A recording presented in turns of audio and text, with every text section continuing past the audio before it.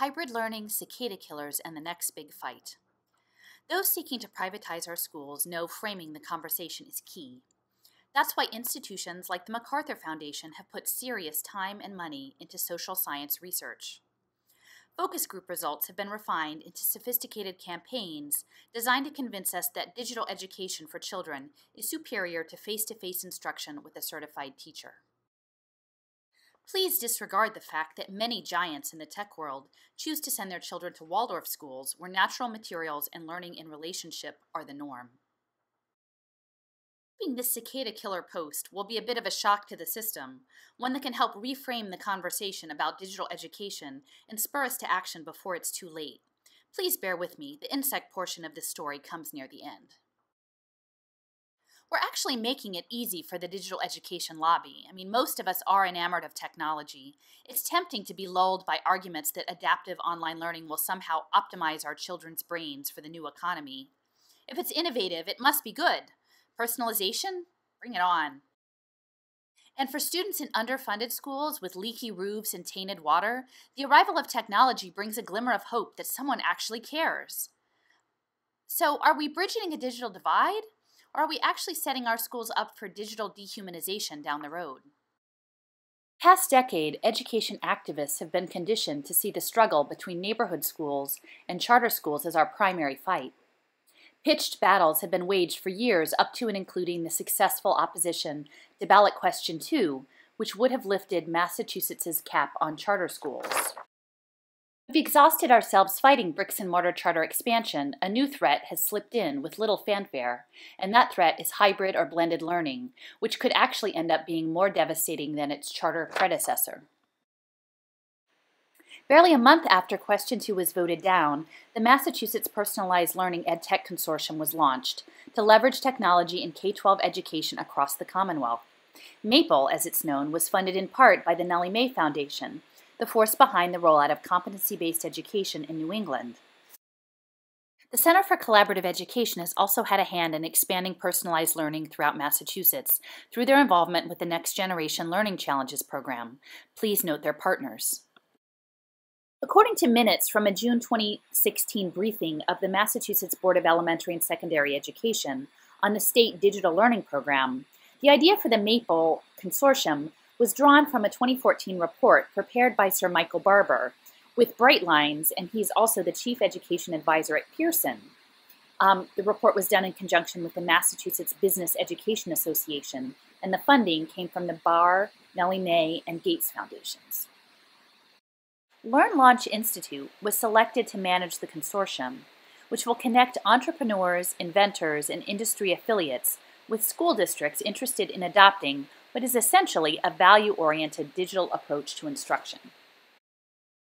The MAPLE Personalized Learning webpage hits all of the CBE touchstones. Competency-based progression, check. Personalized pathways, go as fast or slow as you want, but stay in your lane. Learner profiles, just sit back as we mine your data, academic and behavioral. Flexible learning environments, you don't even have to come to school. And technology, it makes all of the above affordable at scale. Quality of cyber education has been roundly criticized, which leads me to question why so many people give it a pass when it's brought into neighborhood schools dressed up as hybrid or blended learning. Owe it to our children to examine digital education critically. In an era of ongoing austerity, we must set priorities. But what is actually best for children? Human connection or devices? Make that determination and then fight for what is right and just. Do not settle for cheap and expedient.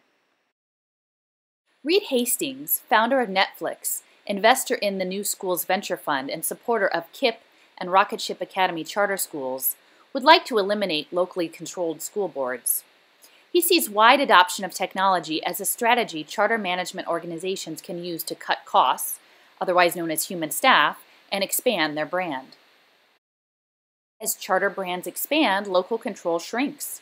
And now we are entering a new phase of privatization where ESSA policies favor innovative, personalized learning and assessments.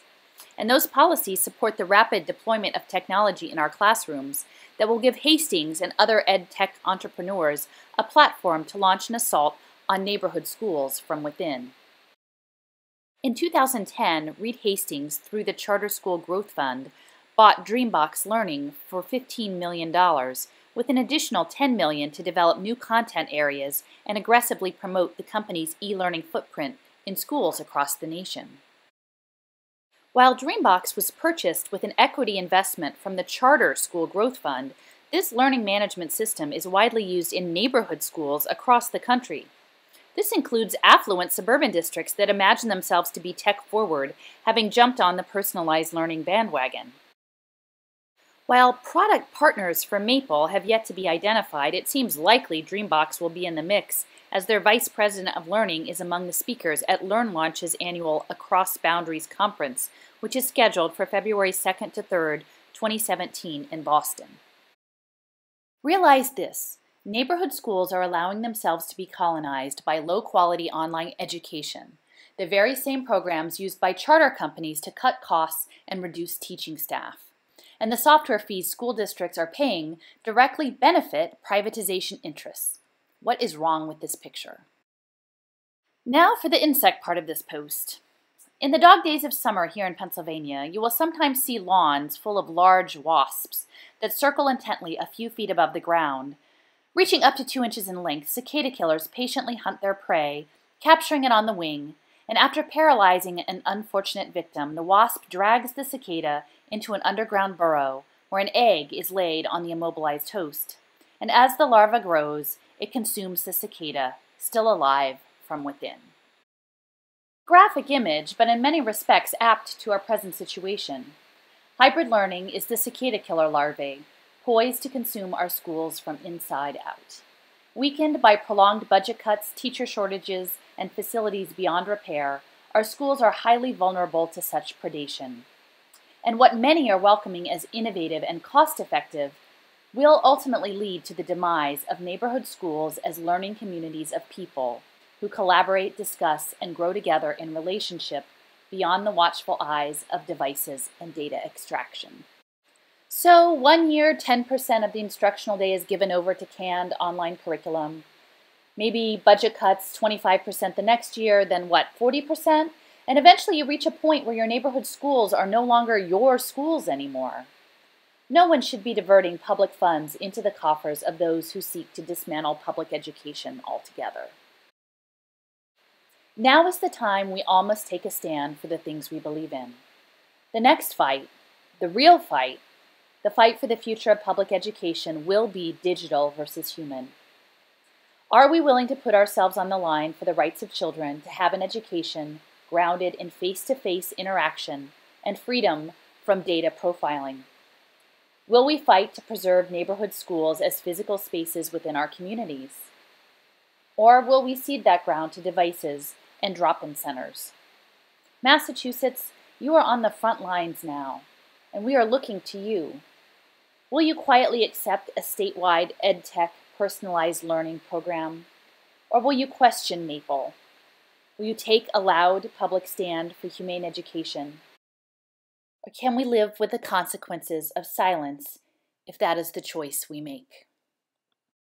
For links to source material mentioned in this video, or for further information on learning ecosystems and digital curriculum, please visit wrenchinthegears.com.